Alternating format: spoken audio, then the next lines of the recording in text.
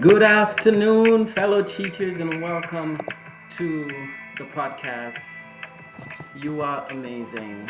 Today, I want to talk about something that might hit close to home, how we sometimes lean too much on videos and screens in our classrooms, and why it's time to reclaim our power as live, dynamic teachers.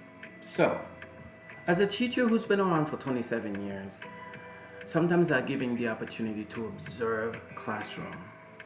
So I was observing a classroom during a formal observation, and this teacher was doing a lesson on three-dimensional shapes. And instead of leading the learner, the teacher put on a cartoon video. And that was a great way to start. But she was using the entire video as her lesson. Every few minutes, she'd pause, she'd add a quick comment, she will hold up a shape or ask a question. But at this time, what I noticed around the classroom was that most of the students were checked out.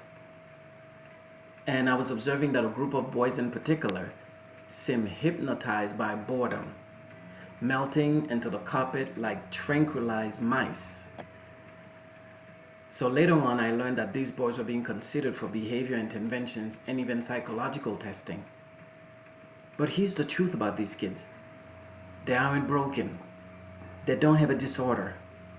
What they needed was engaging teaching, real human connection, movement, challenge, and inspiration. Think about it. Watching a comedian live is completely different from streaming the act on Netflix, because you're missing the energy, the interaction, the spontaneity. That's what captures hearts and minds. The same goes for teaching.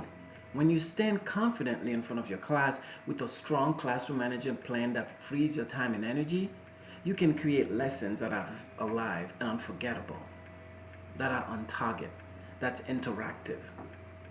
But classroom management alone isn't enough. Your lesson must perform.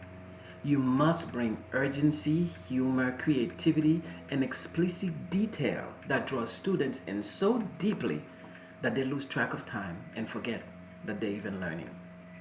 That's how you ignite curiosity, that's how you build resilience, and that's how you foster critical thinking. And please, another thing that I'm noticing that a lot of teachers do: don't fall into the trap of relying on videos of other teachers reading books. Your students wants to hear you. They want your voice, your personality, your different voices for characters, your laughter and energy. I promise you, when I read aloud, my students light up. They're engaged because the story comes alive through me.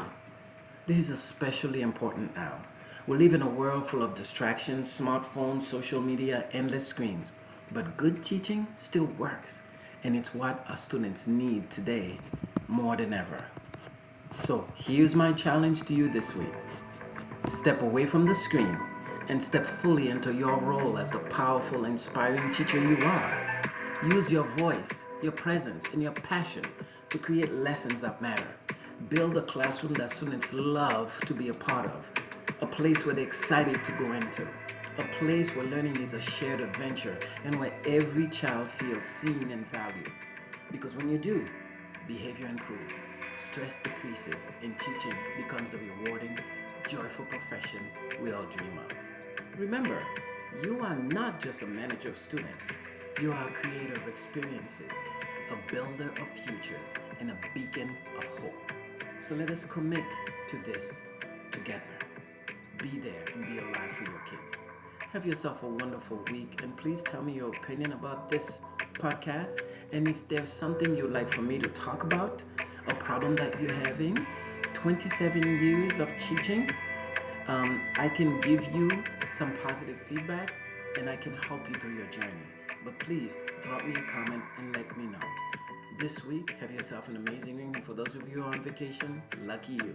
But for those of you who are keep teaching and keep the smile and keep being wonderfully you. Have a great week. And thank you for joining me today. Continue to be the wonderful teacher that you are.